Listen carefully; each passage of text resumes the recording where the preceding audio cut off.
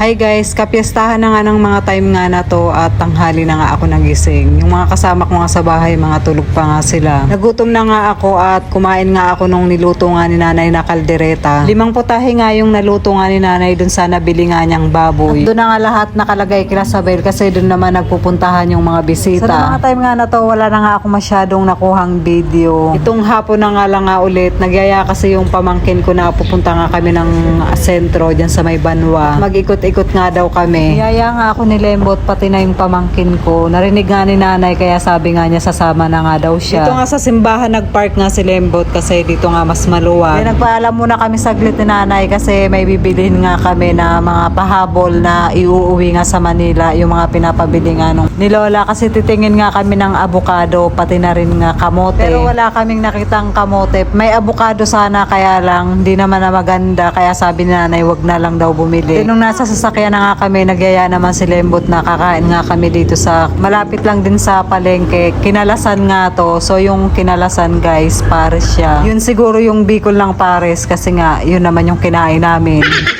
Before nga nakakain na rin ako dito, 60 pesos nga to. Pag sa Manila nga parang special pares mami na nga to kasi meron na siyang kasamang itlog, may mami na. Tapos meron na rin siyang beef. So nag-add-ons na lang kami ng chicharon. Nga puro baboy din yung mga nakain kaya parang nakakatakam din talaga humigop ng mainit na sabaw.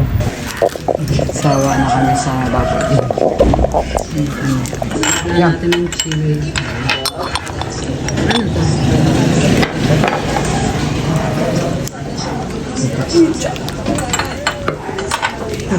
Saan to? Ano to?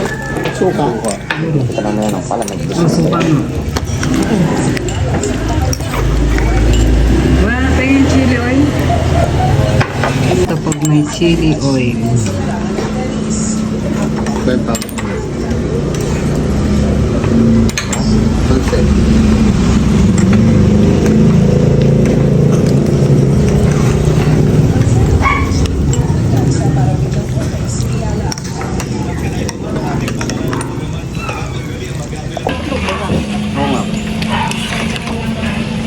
Sibuyan natin kumain tayo dito dati na sino kasama natin nun?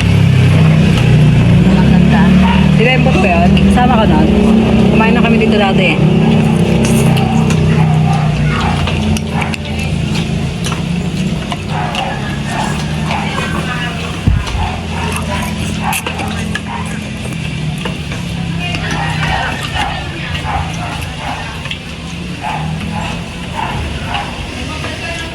Masarap ang ano dito kayo sa ano, Manila. Ang pares. Diba? Oo.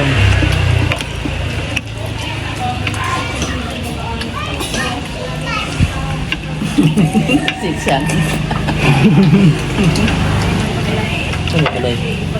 Supa.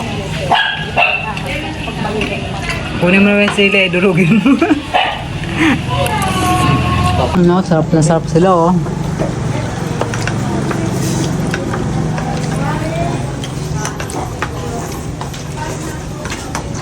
Kabibig.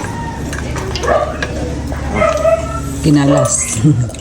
Pagkatapos nga namin kumain, bumalik na nga kami dun sa pinag-parking nga ng sasakyan. Madilim na nga nung mga time nga na to. So yun na guys, hanggang dito na po yung ating video for today. Maraming salamat po sa inyong panonood. Mag-iingat po kayo palagi. God bless and babush!